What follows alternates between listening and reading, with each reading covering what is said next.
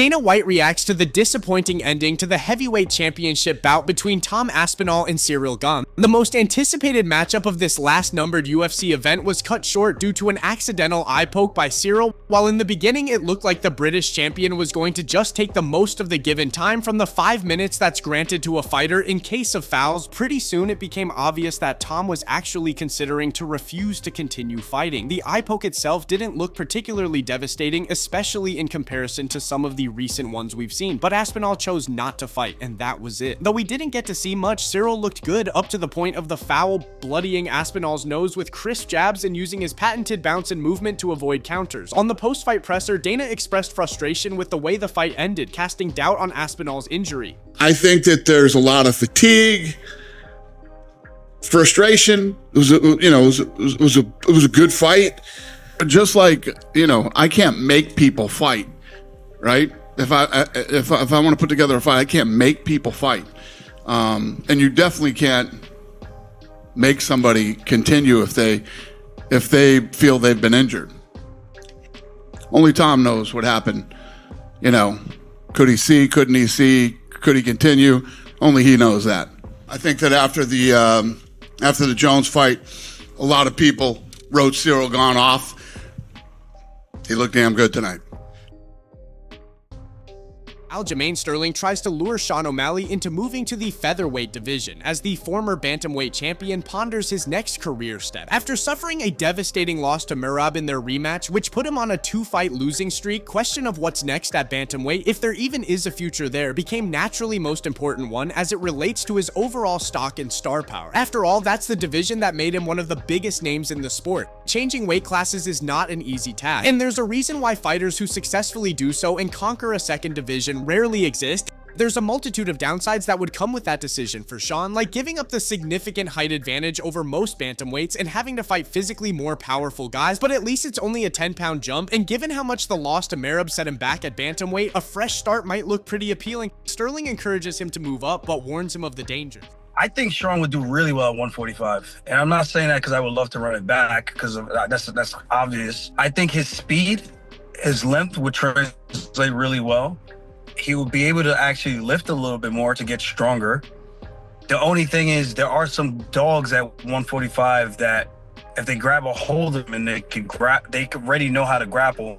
I think more grapple heavy guys that he will have to deal with, like a Mosar, myself, a Chepe, Steve Garcia, when he takes you down, he gets on top position. Lerone Murphy's not much of a grappler. I know Bryce is going down. Obviously Ilya, but he's now up at 55. But I think there's a little bit more depth with guys that can grapple. Even Yusuf is not a bad grappler. The David Onama guy, when he gets to the top position. So it really just depends on what he wants to do. I do think he would have success. Would it be as much success as he does at 35? I don't know. It's hard to say because those guys are obviously smaller than him. Justin Gaethje discusses a possible matchup with Ilia Topuria as he waits for the UFC's decision regarding the Georgian champ's first title defense at lightweight. It's safe to say a majority of hardcore fans would like the championship drama at 155 to culminate in a bout between Ilya and Arman Tsarukyan. The primary reason for this is the fact that Tsarukyan presents the toughest challenge to the new champion stylistically. Topuria, as spectacular as his rise has been, has yet to face a fighter with a wrestling-heavy approach, and there are some relevant questions he'll need to answer in that regard if this matchup in fact takes place next. Arman is also the most deserving to get a shot out of all the other options if we take a look at their records and recent performances, but Justin Gaethje doesn't care who else is in the running for the shot. He believes his status as the most reliably exciting fighter at lightweight should grant him that title shot, even if he's coming off only one win. His footwork and his position, I mean, those are the things that set up and put you, give you the ability to deliver shots like that. Not only is he in position to throw those punches, but he's also in position to take punches. He's in good position all the time, so it's going to be a battle of footwork, trying to control his feet, trying to control range. And Oliveira, as we all know, it does get hit a lot and can be said for a lot of us, but consistently, pretty much him does get hit. And they were effective. So yeah, I'm excited. Again, I would love for that chance to, this sport's so crazy. I believe that obviously I have the skills. I just need the opportunity to go in there and perform and make something happen.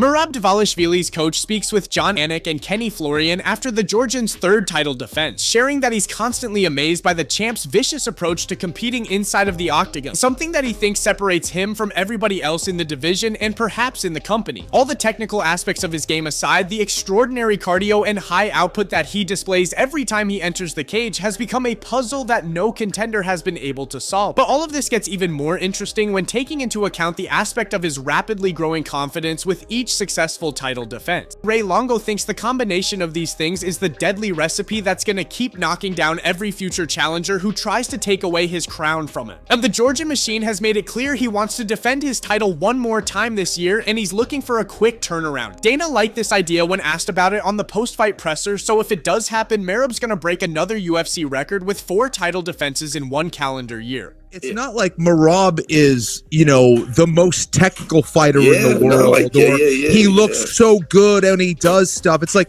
he looks normal, but it's almost the intangibles that separate him from everybody else. Is that accurate? Well, that's the 100%. It's the intangibles that you can't train. I don't give a shit anybody for.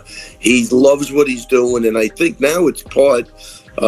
Corey said, his coach said, look, he's human too. He's going to get tired like everybody else. Yeah, I don't know about that. Can you get him to get more tired than you? That's the question.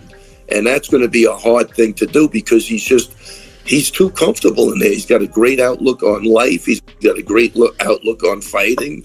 And they're up against, the more he goes, the more confidence he gets. It's just, what I've seen, it just gets worse and worse. You could see he opens up.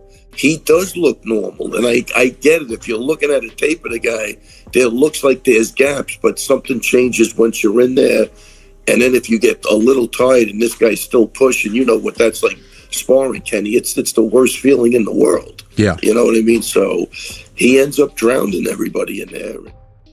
Khamzat Chimaev reveals UFC has told him that the Alex Pereira fight is 100% happening and he hopes to have that bout take place in Abu Dhabi. After Pereira got his title back by finishing Magomed Ankalaev early in the first round, he sent a shockwave through the MMA world, effectively announcing the return of one of the biggest stars in MMA. It looks like after assessing all possible options, the UFC and Alex agreed that the biggest possible fight to have next will be against the current welterweight champion, who's gonna try to capture another title a division above. What this all means for the welterweight division or what's the possible timeline isn't yet known, but speaking with a Russian reporter, Khamzat claimed that the UFC guaranteed him that the fight is definitely happening. Насколько ты уверен в процентных соотношениях, что этот бой состоится?